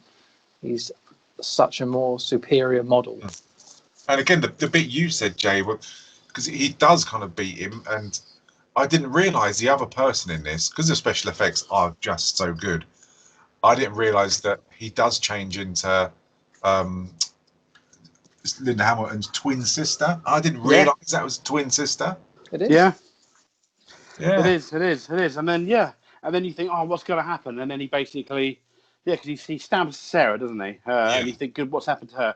Then she pretends to be, and then Sarah, and then while all this is going on, you see the Terminator gets that alternate power, which number 3 kind of nods to, because you said you've seen number 3 recently, haven't you, Stu? Where in number 3 he has 2 power sources, doesn't he? Yes. Yeah, which is almost like, and then, well, there we go. I mean, I love the way Sarah Connor nearly kills him with the shotgun. Keeps shooting him. Oh, it's so unlucky, isn't it? It's just again, he's going back and back and back, and you really think that she's done it, and that is it. And I'm glad it didn't work out that way. But this is the part where, when they're shooting, that these things actually do explode. Oh wow! And it's just so clever. You get the silver kind of, and because they change, obviously, because he does heal himself, but it's just brilliant. But yeah, she clicks a trigger, tries to reload, clicks it again, and there's nothing. And I think, isn't that part where he just waves his finger? It's as if like, no, and it's really menacing. And it's one of, again, it's a rare occasion where he shows some kind of emotion. Mm. And then there's Arnie comes on and saves the day, doesn't he? Yeah, and shoots him with the. I don't know what gun it is. It's like a grenade launcher, a mini grenade launcher. It is. But then he turns into that thing again, like something from the film The Thing. Yes. He's split and his head's hanging with the look of shock on his face. It's a horrific shot. It really is. But it's so good, and he just falls into the liquid or the melt, isn't it? Oh, smelting pot, whatever it is. Yeah, liquid metal. Yeah. And I like the fact that as he's dying, all the people he's killed and changed into appear and kind of rise up from the surface. That again, that's a horrible kind of sight. Even the foster mum's there. Yeah, it's clever, isn't it? And then his face kind of goes inside out, and then you see the face again. It's weird, isn't it? The way that metal face. Yeah, it's done so well. Again, visually, it's brilliant, and it's so smooth. The special effects are brilliant. Even now, that you can't fault them, can you? No, you can't. No. That face kind of reminds me of the face from Prometheus as well. That last one. Oh yeah, yeah. Sort of the aliens, Mm. the alien race. That it was. So I don't know. It's weird if he used that type of thing later on. I don't know. No, it's so good. It really is, and it's interesting that not a lot of other things have done this, have they? Not that I can remember, like the liquid metal kind of special effects. No, I don't think they have. No, to be honest. But again, this did it so well, and it was original, wasn't it? And it's like a lot of things. They haven't been able to do anything like this because it would just be a rip-off, wouldn't it? No, but every Terminator since hasn't had the malevolence and the sheer this guy's going to kick Arnie's ass since this film. You look at all the other, like you had the Terminatrix, which was kind of like an amalgamation of them both. Never really seen that threatening, and then you had a Terminator Genesis once again, no, and even in the new Terminator Dark Fate once again, no. It just wasn't the same. No, but like we said though, you think after this one because they've covered all the bases, haven't they? There's no need for a sequel. And everything. No. You're like, how have you managed to cram this in? How have they done it? And I've never quite understood it. I know there's a story behind it. Yeah. Should the franchise, from a storyline perspective, I'm not saying films, should have ended here? I mean, has the other films? I know we might go into them again, but have the other films? Neil, do you think? And it's true. Have they hurt the franchise a lot since this film? I think so. Yeah, definitely. I mean, I take it we are going to go and carry on reviewing the rest of them. Yeah, because I've got so much bile for them. Yeah, I think they did, and I don't really know much about the other ones. I mean, I don't remember the second I remember the last one with Linda Hamilton. I remember that one. I watched that and I quite a few times, but the other ones I don't remember at all.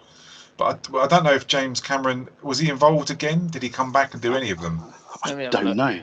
Let me have a look. I don't know. I mean, I like the idea of Salvation, but what I would have done with Salvation, I wouldn't have continued the story. I would have done almost like a prequel to how they got to the first Terminator film, because they won the battle and how they got to the time machine, and it would have ended with Reese going back in time, maybe, or something like that. But the stories are all covered. They've ended Judgment Day. Why continue that? It's such a nice ending. And I get if you want to continue the franchise another way, there were other ways of doing it rather than cheapening the franchise, but as some of the films will do. Do you think he had to die at the end of this? Because obviously the worst part, the sad part, is where he's human. He lowers himself into it and he dies with a thumb up in the air. When grown men cried, I did as well. I cried at that again. It was so good, wasn't it? But it had to, because that whole point was, I think he was at the end of his journey with this, wasn't it? He'd done an amazing first one, and he wanted to end the story. Yeah, and it was nice that for once they didn't leave it open ending where they go, oh, there could be another one, and well, that's what James Cameron. Funny enough, that's what James Cameron did with Aliens as well. When you look at Aliens, that kind of ended quite nicely, didn't it? It did. As well. He has his story and he wants to end it and give the audiences, a proper ending, and unfortunately greed and people trying to shoehorn things. Yeah. Fuck it up after that. So the end of this one, for me, I don't know, again, which versions we watched, it shows an aged Sarah Connor in the future, some kind of made-up future, where John Connor is a senator and got his daughter there. And that's the alternate ending. I didn't like that. They never did. I really didn't. I thought that was just... I know it's kind of an extra one, but I don't know why they even needed to bother showing it. I think it would have been easier to leave it to your imagination of what would have happened rather than show some really weird kind of utopian future and her talking into a fucking microphone again, dictating what's going to happen. It's just I mean that never got released, so that's one of those alternate endings that thankfully they decided not to go with, because it is shit. It is utter dog shit. I mean, from Arnold Schwarzenegger, when you look in '85, going from Commando, and you've got Raw Deal, Predator, Running Man, Twins, Total Recall, Kindergarten Cop, and you've got obviously the Terminator, and then you got True Lies. I mean, what do you think is his best film that he's done? I know it's hard to tell, but his peak, what was it?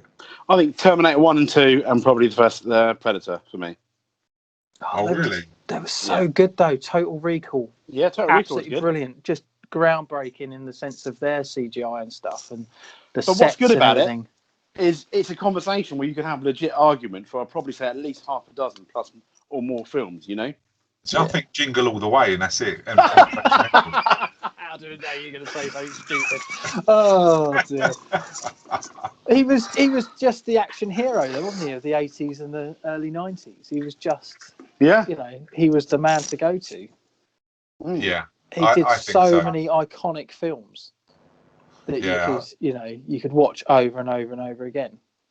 A good film he did lately, because obviously it must be so hard for him to get a film now, because he's obviously, his thing was that he was just so big, and when he tried to do what was with the Expendables, they're entertaining films. They are entertaining, but they're not great. But Killing Gunther is really good film. That's 2017 film.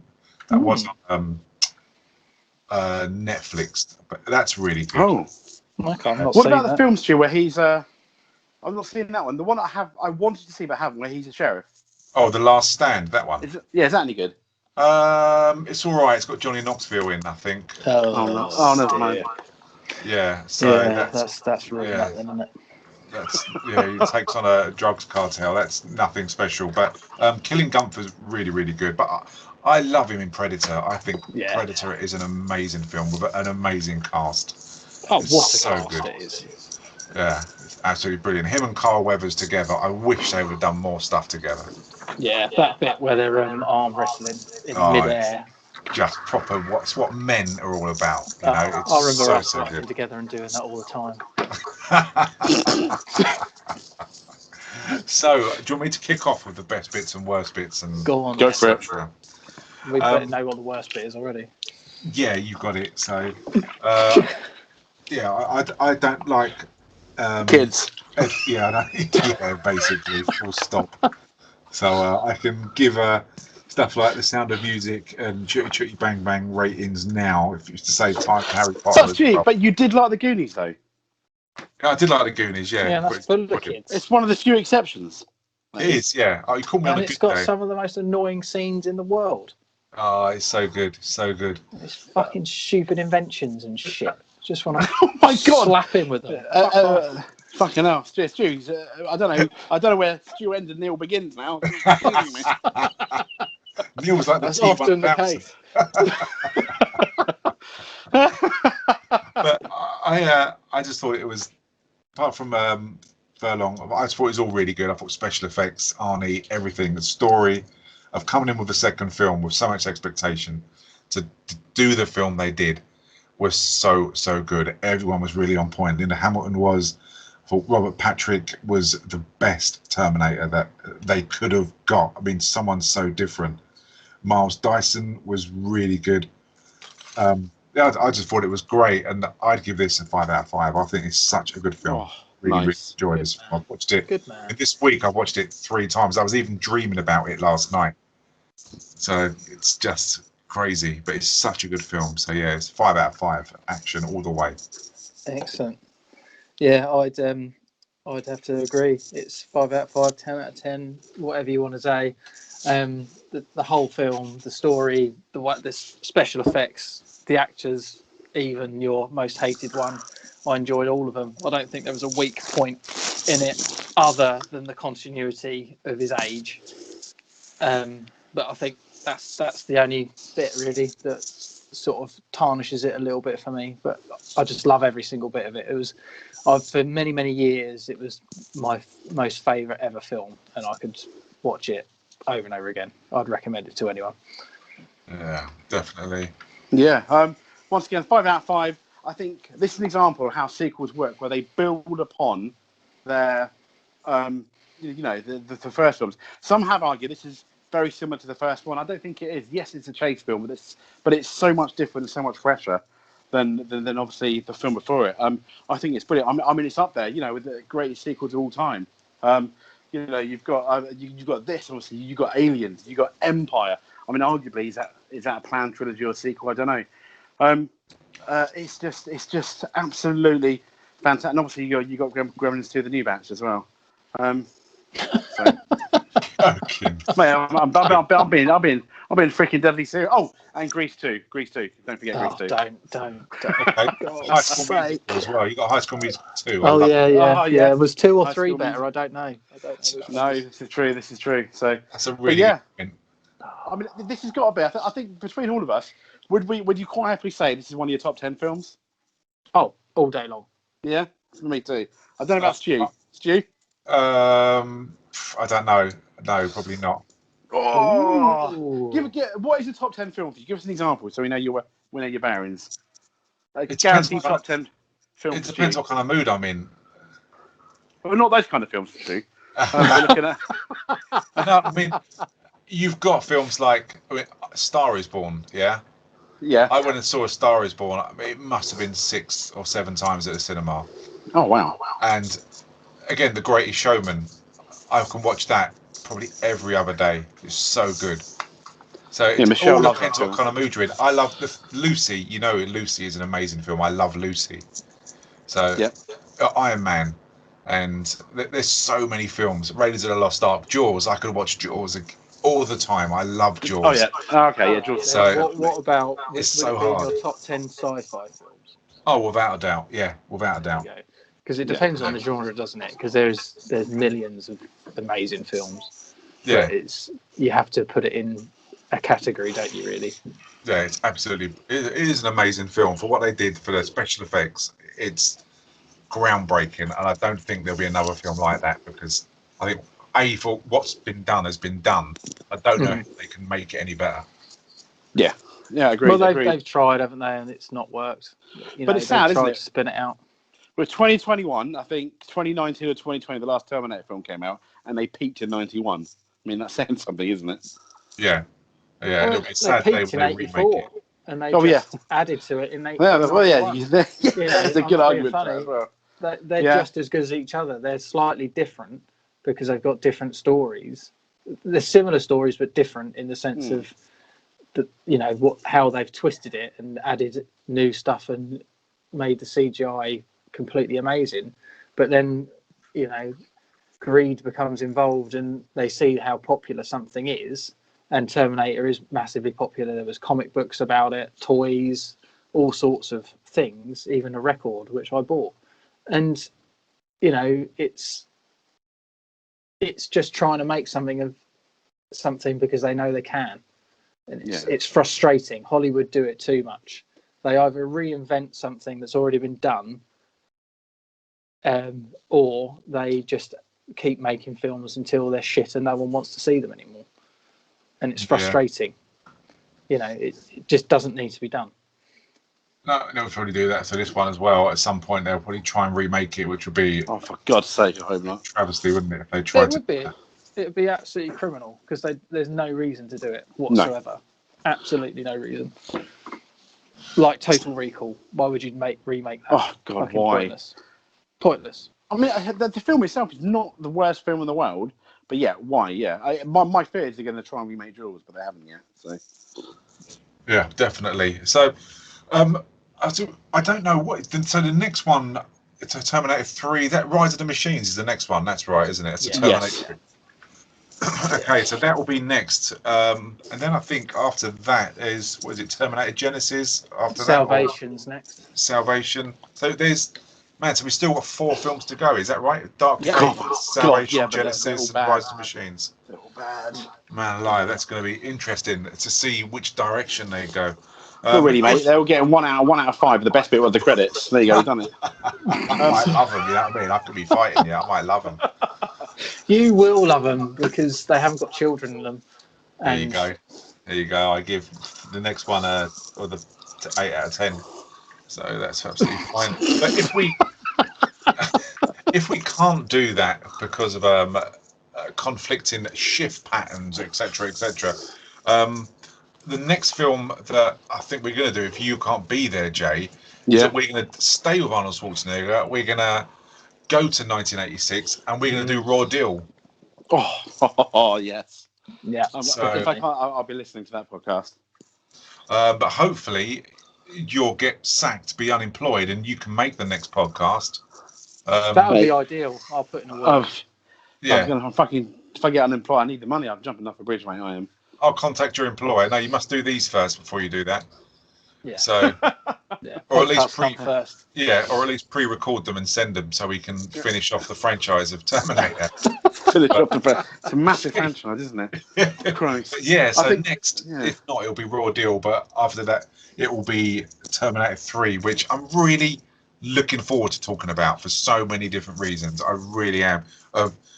Because McG did the next one, and McG is famous for doing the really shit, terrible. Don't you say Charlie's Angels? Yes. I love that film. That's one of my favourite films. It's a guilty pleasure. It's fucking terrible, but it's got 3 amazingly hot women in it. Yeah. Which makes it a good film. Oh, I can't stand Cameron Diaz, honestly. What? How she's a star. I honestly don't know. Anyone who refers to himself as McG is a complete tosser. Okay, Mukesh. Well, yeah. I can't disagree with that. Are you going to call yourself McJ? Yep, I am. Yes, I am. McJ, McN, and McS. McN. Yeah, okay. You two are just such a couple of dicks. Tossers, I know. You really are. But yeah, I mean, when you look, his name is just McG. That is it. And why they got him to do this film, it's just terrible. Well, yeah, before Charlie's Angels, I think he became famous directing MTV films, MTV videos. So you're right. It is a bit weird. It's not as bad as Hans Christian Andersen. He made the really good Mortal Kombat, the first Resident Evil, and then continued making bad films after that. The Event Horizon guy. Yes, Event Horizon is an amazing film. I know. That one, really, really good. Such a good film. It is. Strange, isn't it? It was weird because, as you say, he was kind of doing like Pussycat Dolls and stuff like that, and doing their videos. Well, you can see the similarities, can't you? Well, yeah. See this one. I mean, he was a producer of The Babysitter, which is a really good, fun, over-the-top, gory film. And then again, he did go on and link himself to the Lethal Weapon TV series, which is a sure way touch. Oh no! Killing one, and then he thought, I'm going to better myself, and now he's put his name to do a Turner and Hooch TV series as well. No. Oh my God, no! Oh, why? This is my point. Leave it a fucking alone. You just don't need to fucking do it. Oh, God, well, you say that. I thought the Sarah Connor Chronicles, the TV series, wasn't bad. So I've not seen it. So I can't comment. The first series is not. I'm not being funny. If you ever see it on Amazon Prime or Netflix and you have nothing to watch, which I know is quite rare these days, give it a go. It's not that bad. And you've got Lena Headley, the woman from Game of Thrones and Dread. She plays Sarah Connor, and I think she's she's a really good Sarah Connor in it. So she is a very good actress, to be fair. Yeah. So. So it'll be McG taking the lead for. He was a director of Terminator Salvation as well. He was the director of Terminator Salvation. So I think a lot of blame can be put towards him or someone who chose him to do that. It's interesting because I quite like that film, but I think we'll be quite different on that one. Which one? Terminator Salvation. Is that the one with Christian Bale? Is it? Yeah, it's the one that's set in the future. I quite enjoyed it because of the premise. Like I said before, there are issues with it, but it's kind of one of my guilty pleasures. That film. I know what you mean, Neil. When I watch that, I can't help but feel like kind of almost like a what if they'd done it slightly differently. You're right. But it's still. It's interesting that you say you watch Terminator Salvation as your guilty pleasure. I watch Hairspray the musical. My life. I love Hairspray. It's so good. You watch Hairspray. Hairspray. Oh, it's so good. It is. You'll be saying you watch Mannequin next. Oh, that's good. Oh, don't mess with that. Good old Kim Cattrall. Oh, wow. Don't you mess with the Mannequin. I've rattled him. Yeah, you have. I like that film. Christopher Walken in. It's got Michelle Pfeiffer. It's got John Travolta. It's just so good. It's got Queen Latifah. Are you trying to sell us Hairspray still? Oh, it's Hairspray, brilliant, and Mannequin as well. It's so good. It's a classic. I know. I'm just winding you up. I quite like Mannequin, but Yeah, just so- trying to wind James up, and it worked. But It did work. It worked a treat, mate. You got me good. If for some reason anyone enjoyed this podcast, for some unknown reason, we do have loads and loads of others, and for some reason we're globally rated in the top 10%, which is even bizarre. But there's so many podcasts that you can check out. We're on our way doing the Terminator franchise. There is loads. There's just too many to mention. The YouTube channel, we've got loads on there as well. Every podcast we upload onto Android and iTunes, we upload onto YouTube as well. So just check us out. Leave a review. Go onto iTunes. Go onto the Filmreelcast and just leave us 5 stars. It will help us get noticed and spread the word as well. So anyone could do that. That would be amazing. 5 stars, and we'd appreciate that. And all the downloads. Again, this month we've had over 25,000. It's the highest again this month. So it's great. It really has been good. And I think doing the Winter Soldier has helped as well, because that was a huge series. Really good. What a series that was. Did you ever What a watch that, series. Ian? James? Are you going to go and revisit it? No. Fair enough. You can't get any easier than that. Can you? I've got a problem with Disney at the moment. That's all. So. Was that James because versus Bambi's Disney. mum died? No, not because Bambi's mum died. No, I generally think they are not a very nice company. That's all. Have you cancelled your subscription now then? No, because Michelle likes Disney, so she pays for it. You're not that Yeah, I strong know. about it then, are you? Fickle, James. That's what you are. I know, mate. I need Diet Tango because I'm weak. I know. No. What put me off it was that scene with the nod to the racist police officer, and for that I was not needed, and it really put a bee in my bonnet basically about that. I Upset understand me. that, mate. So. But honestly, look past it. Yeah. I might do. Enjoy it for what it is, because It's I can amazing. promise you, it's one of the best series you'll watch. Is it better than Scarlet Witch? What, as in Wonder Vision? The series. Yeah, wonderful. Yeah. Never saw it, so I It's couldn't tell you. completely different, honestly. It's Okay, if you had to watch one against you, which one would it be? watch both of them. No, fuck off. Mate. I'm going to lend you my tweezers for sitting on that fence, because I'd imagine you'd be there a while now. No, honestly, no. Have you watched Wonder Vision?